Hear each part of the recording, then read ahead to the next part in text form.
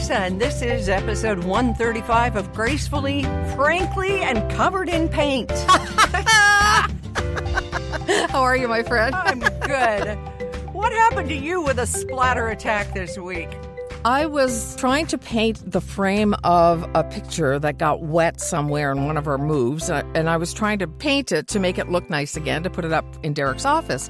And I had the jar of paint, and I was listening to Norm Macdonald tell an old story on a YouTube video.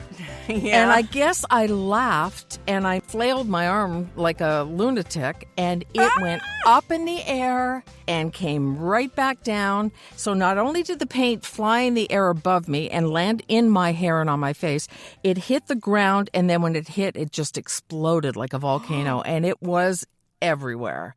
It was dark brown, and I screamed, "Oh no!" I didn't swear. I was surprised. And Derek came running, and he was not amused, although he got right to work, but I was in his workshop. Oh, no. And my favorite bum-around shorts got completely ruined, and top I've had for maybe a week and a half. And so there you go. That'll teach me. Yep, you were painting in a brand new top. Yeah. I, too, have had a clothing casualty due to paint in the last month or so. So I bought this peacock blue linen top. Okay. You know, back in the days when we could cross the border with impunity. And it was my new favorite because it wasn't denim blue. It wasn't white. It was like this beautiful peacock blue. And it came time to wash it, and I got a little stain on it because that's what I do. And Rob said, well, just leave it in the laundry room and I'll take care of it. So what did I do? I just kind of tossed it in the laundry room, and it was leaning into the sink. You know, little did I know he had in the sink all of his rollers and brushes and water from a deep, deep pink, almost red paint job. So my shirt went into that. Oh, no. Yeah. So he soaked my shirt in vinegar. He soaked it in everything. He got some ink and stain removers from friends. He did everything. He soaked that thing so hard, Lisa, that the buttons melted off. Oh, my goodness. I don't know if they were wood or if they were bamboo or whatever, but the buttons are gone. Long story short, I still have a very dark pink ridge over a favorite new top. And so I got a painting top for you, honey. On you, it'll be more like a smock. It'll be so long, but I have a shirt for you. You're going to look great. Well, the silly thing about the top I was wearing is that it's a sleeveless top. I mean, I thought, I'm painting down low. How could I ever get it on me? But I'm sorry about your favorite top. Oh, that's okay. Wow. Live and learn, and I can't replace it because it is, you know, the brand is California, and that's no. Right. Hey, but I was so thrilled to see, as were so many people who follow or drop in, I prefer that, on our Gracefully and Frankly Facebook page and other social media that you have, of course, that you found Canadian cauliflower at last. Well, that was thanks to some Queenagers who pointed out their stores that carry it. So I did pop into one of the stores on one of the hottest days and just loaded up on a few and got my other regular Canadian produce, and away I went. So I was blanching cauliflower and putting it in the freezer and just washing the rest of it for quick consumption. Good. And humming the theme from The Littlest Hobo as you did so. So Canadian. So Canadian. Hey, speaking of Canadian, there was a little bit of a tremor in the last couple of weeks about the fact that a Canadian chocolate bar, in fact, the first one in Canada, will be no longer. Now, first of all, if nobody bought it, does it matter? It's like a tree falling in the forest. If nobody ever knew the tree was there, does it make a sound? Right. Yet you'll notice the absence of it probably. I don't buy Jersey milk myself, but I guess not enough people are buying it. Yeah, you're not alone. Yeah, Jersey milk chocolate bars will no longer be sold. It's part of the Mondelez International corporate giant that includes Nabisco and Cadbury and Toblerone. And so they just said, no, they're no longer going to sell Jersey milk. Now, Nielsen's had a chocolate factory in Toronto. Mm-hmm. And I don't know if you remember, Lisa, but in classrooms, when you were bored to tears or just waiting for the clock to move faster, there would be a big map of Canada. And down in the right corner was a large gold and white Jersey Milk bar because Nielsen sponsored and gave away all of these maps to classrooms. So it was really early on kind of sponsorship in the classrooms that nobody said no to. Do you remember that? Product placement. Right. I don't remember that at all. In fact, I don't remember much about chocolate bars except Laura Secord. I remember going to Laura Secord as being a big, hairy deal. Yes. I don't remember Jersey Milk being that big a deal. Well, Jersey Milk was something you'd find on the shelves, like in the racks by the checkout at the Red and White or the A&P or whatever, like Crispy Crunch and even the Cherry Blossom. Now, Crispy Crunch is fine, but guess what? Cherry Blossom is also no more. That used to be Lowry's, I think. Oh, yeah. And I mean, I think everybody ate one, and that was it. It was not good. I did not like them. They were so sweet. A maraschino cherry with gooey cherry syrup. The only thing could have made it worse is if it was kirsch or something. That'd be good for kids. Put liquor in it. And then it was coated in a mixture of chocolate, shredded coconut, and peanuts. See, I don't even remember it because I didn't want something that was just going to be a one-off. If you're going to have a bar, make it a bar 6 or a Kit Kat or something, right? Yeah, every once in a while I'd like a Big Turk or an Eat More or something like that. Big Turk is not where I thought you were going with that. That's so funny. But yeah, that was just Turkish delight, right? Covered in chocolate. Yes, exactly. So no more maraschino cherries in terms of the cherry blossom. And no more Jersey Milk chocolate bar, which was, as I say, Canada's very first chocolate bar. It's not Canada's very first chocolate maker, though, right? Purdy's is older, and Purdy's has found a surge in its demand because of buying Canadian. So I don't know why Jersey Milk didn't undergo the same, but the company has said that they're selling their stuff outside their own stores for the first time in their 118-year-old history. Your Save-On Foods out west are carrying them now because of a surge in demand. This year, it's been up like 200%, a 300% spike in searches about whether the brand is Canadian. Everybody wants to see them. And there's an even older company, Genong Chocolate, in St. Stephen, New Brunswick. I toured the factory when I was out there one time. They started in 1873, but I don't think they're spread far and wide either. They're sort of a regional thing, but they're the ones that have the chicken bones. Yes. If anybody's ever had the chicken bones, that's from Genong. That's their thing. So, yeah, we do have a lot of great chocolatiers in this country. I just don't get why Purdy's would get a big surge while Jersey Milk gets cut. I have to think there's something rotten in the state of Denmark going on here that we're not being told. Maybe it's something to do with the cost of making them with the little imprints, or who knows? I don't know. It's big cocoa, Lisa. It's a big cocoa controversy. But you know what it is? I think that Jersey Milk just died of apathy. People weren't buying it anymore. And Mondelez said, okay, you die, and we'll just put our money into if people prefer buying Cadbury, for example. But Purdy's is the wrapping that's dark purple. And you talked about Laura Secord. Can you tell me, is Laura Secord available at point of purchase in any other store? Or do you have to go to their own stores? Yeah, you do. I've never seen it outside, but that used to be a big deal when we were little kids in the mall or whatever, and we'd see Laura Secord. It'd be like, whining, could we have a this or an ice cream cone or whatever from Laura Secord. Yeah. Oh, and one more thing. When we talk about chicken bones from Genong, if you're not familiar, you should Google them. They're not actual chicken bones. They're little pink, hard candies that are they minty on the outside, Lisa? They're chocolate on the inside, and they're about the size of the first joint of your pinky. They have that kind of texture like your grandmother's humbugs, where they splinter when you... Yeah, like your grandmother's actual bones. Yes, okay. Got that. And what possessed you to take a chocolate tour, Charlie? What were you doing on the chocolate factory tour?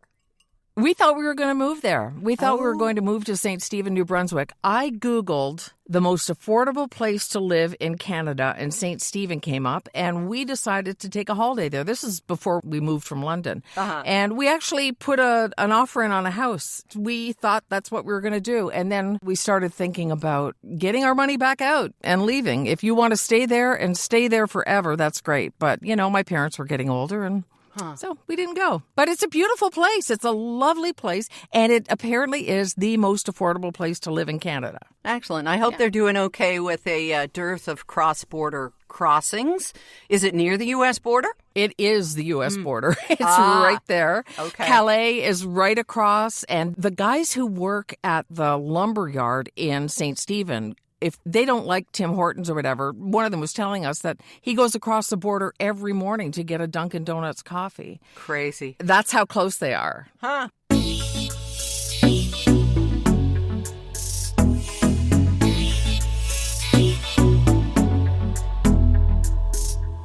Have you ever seen the movie Me Before You? No. It stars Sam Claflin, who is the guy who played the lead in Daisy Jones and the Six. Hubba hubba. Yes, he is. He is my hall pass, definitely. And he's British, so he gets to use his own accent. And it's just a sad movie. He's a very active guy who becomes paralyzed and falls in love and on and on. Anyway, at one point, he's lying down in the bed and he says to this woman who's his caretaker, "My pillows aren't right." And I turned to Derek and I went, "He needs an envy pillow." Oh, my God, you didn't. And he just rolled his eyes at me. It's like, you really, I can't make snarky remarks, but you can mention the envy pillow during a movie. Kind of broke the mood for a second. But he did need an envy pillow because he couldn't move. And he needed something to support his neck. And that was the issue in the movie. So I know it's just a movie, but it would have been better. It would have been better. And I thank Kathy and Kim every night when I have this eye patch on and this shield, because I had cataract surgery last week. Same old, because there is that divot in the pillow. There's that gentle space where your head and your neck rest. And in this case, it's like it's made for keeping the pillow off your face. Well, you got to go to their website and look at it. There's all kinds of products that are made for healing and for pampering, and it's all such good quality, and they are Canadian. Go to envypillow.com, and you can use the code GF for 10% off. Sam Claflin not included. Only in your dreams, Lisa. Only in your dreams. Oh, bother. Hey, last week you were telling us you'd been to a lavender farm, which sounds like a euphemism for rehab. I'm not gonna lie. Oh, we checked Lisa into the lavender farm. Right. And you were getting lavender to try and gently persuade the spiders in your gazebo to run along. So, a week in, how's it working? It's working well in the gazebo. There are no new webs, no new signs of any other spiders coming in. Outside, of course, where we haven't done it on gardens and stuff like that, there's still a few. And funnily enough, a guy came around from not a local company, a different company, and a lot of people are getting their places sprayed for spiders this week. So that happens a lot around the lake. So it's working, in other words, in the areas we used it. It's pretty cool, but it's pretty contained. So I know where my fear of spiders comes from. I know exactly what prompted it and what happened. But you wonder why you're scared of some things when you can't trace it to anything. So I looked into this a little bit and found out that we are born with only 2 fears, and the rest are all learned. Isn't that weird? First off, I got to put the brakes on. You got to say where your fear of spiders came from. I know you don't want to talk about it. Can I quickly sum it up? And if I'm wrong, tell me I'm wrong. Oh, absolutely. Go for it. You ran in as a child. You ran into a whole bunch of little baby spiders, and then they were all over you. That's exactly what happened on the way home from school, coming through a field that I used to go through every day. It was like Little House on the Prairie turns into Nightmare on Elm Street, like Laura Ingalls running down the hill and, oh, shoot. And they were all over me. Yeah, they're all looking for a home. All right. For everybody now who's got what they used to call the heebie-jeebies, just clear your mind. Think of lavender. Think of lavender. Take a breath. Okay. So the 2 fears. We are born with a fear of falling and loud noises. What? Yeah, it's believed that those are hardwired because they're tied to basic survival mechanisms. So falling, like if you put a baby near, if they're lying on their back and they can't see the rest of the say, couch, if they're too close to the edge or whatever. Yeah. Don't try this at home. No. But this is what the scientists did safely and found that they would put their arms out and cry and try and get some security from either the people around them or the whatever they were lying on. And the other one is if there's a sharp noise, like if you pop a balloon near an infant. Mm-hmm. Again, don't do it. But 9 times out of 10, it'll end up in crying and them freaking out. This is also why when they fall, if they even take a little fall, it's such a big, hairy deal to them.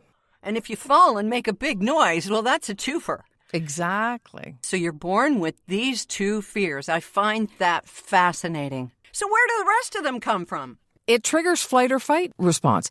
The other fears like public speaking or snakes or whatever are either through experience or through observation or even through cultural influences. Like if you're brought up believing that, something is a sign of the devil or the dogs are bad. Because we see people of, let's say, different ethnic backgrounds and stuff, and you can see some actually recoil when they see even a little dog come over. And you go, okay, where does that come from? And you respect their boundaries and respect their fears, but it is a cultural thing too. Yeah, it can be for sure. So I thought that was kind of cool. There are other things I'm sure that people have fears of that they can't really trace back, but either you see something on TV or who knows. I think some of it, and don't roll your eyes too hard, but I think some of it is past life experience that just kind of breaks through the echo chamber every now and then to say, hey, you already died of this once.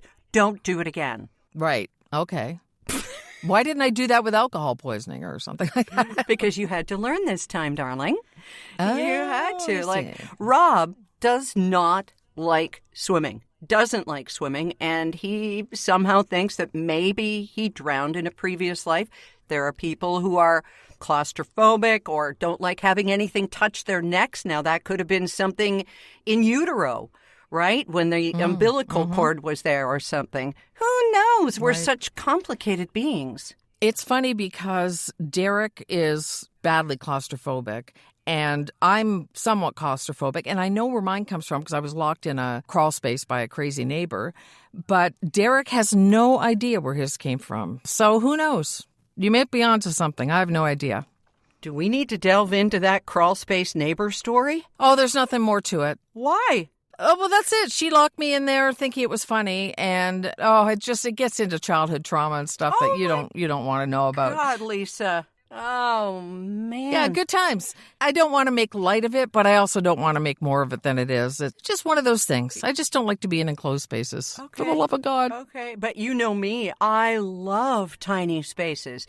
If I could, I would live in one of those tiny homes, which is crazy because you know me, we've always kind of had spacious places. There's a sobriety test. Spacious places. I love those float tanks where they close the lid and you're in there. I think the best time of my life was before I was born, Lisa. All safe, tight, and cozy in there. Yeah. Nice warm water, and nobody was yelling at me yet.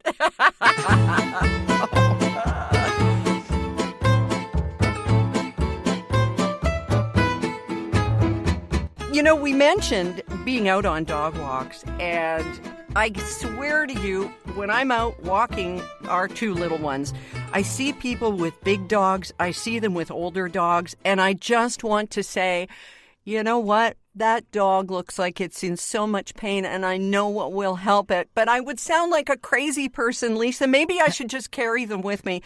I'm talking about Sierra Sil Leaps and Bounds pet chews.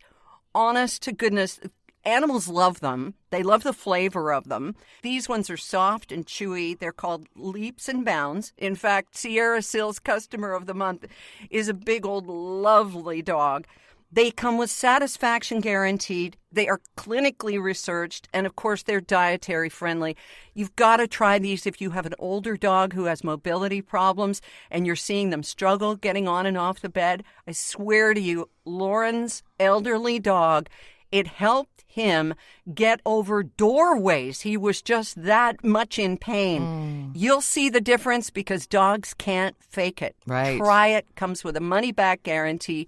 You've got nothing to lose but the pain and everything to gain for your beloved fur baby. If I still had Leroy, he would be on it absolutely, and it would have helped him get up and around a lot more easily. Check them out at sierrasil.com. Sierra, like the mountains, SIL.com. Your code GF will get you 14% off. Woohoo! It just feels like a great summery show this week. Well, except for our chocolate melting all over the place. That's okay. I'll take it melted or whole or whatever. But you were musing in a blog this week at voiceoflisabrandt.com, or go to our Gracefully and Frankly Facebook page. It's there. About people who are choosing to get on the boat and just stay on a boat for the rest of their lives. It's kind of a combination of Love Boat and Fantasy Island in my book. So what did you conclude? Well, it looks pretty cool. We'd have to get an outside cabin. Of course, we wouldn't get the inside one.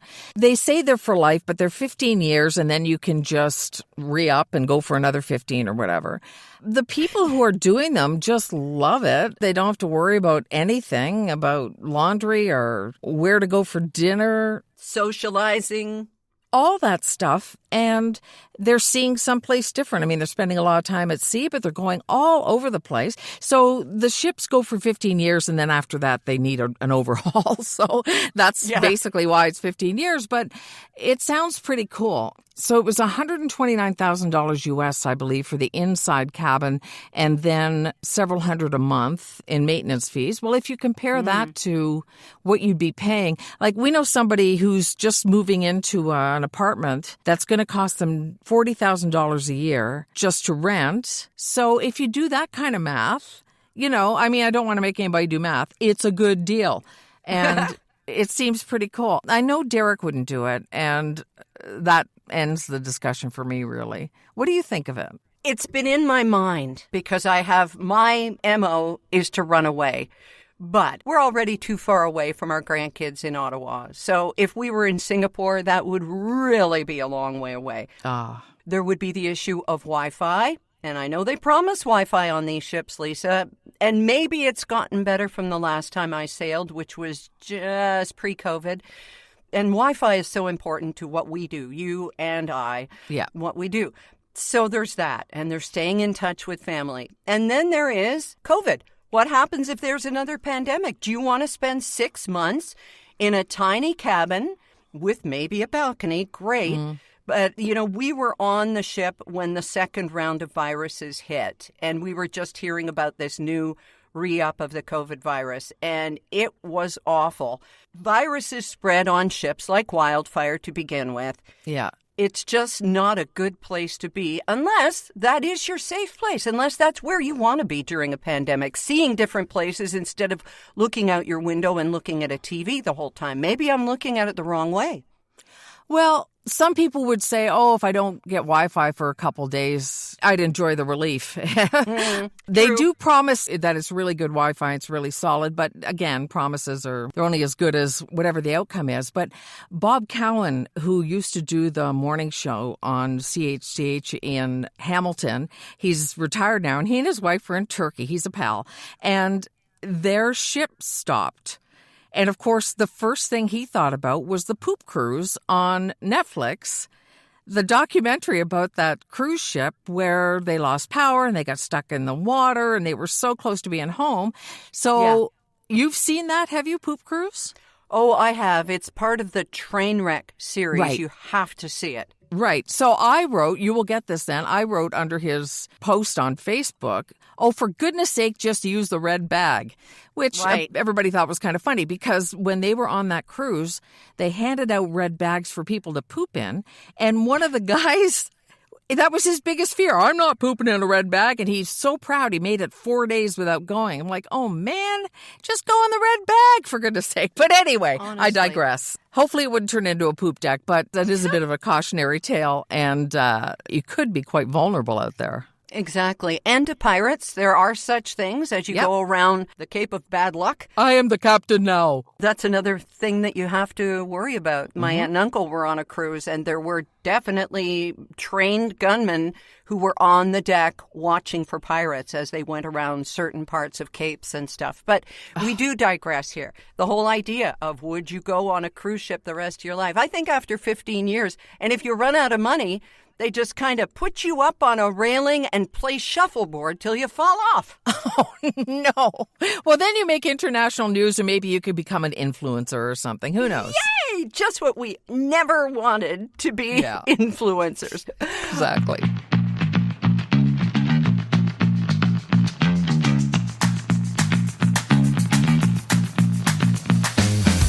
Oh, my goodness, my dear. Is it time, do you think? Yes. For this week in Totally Stupid or Twits.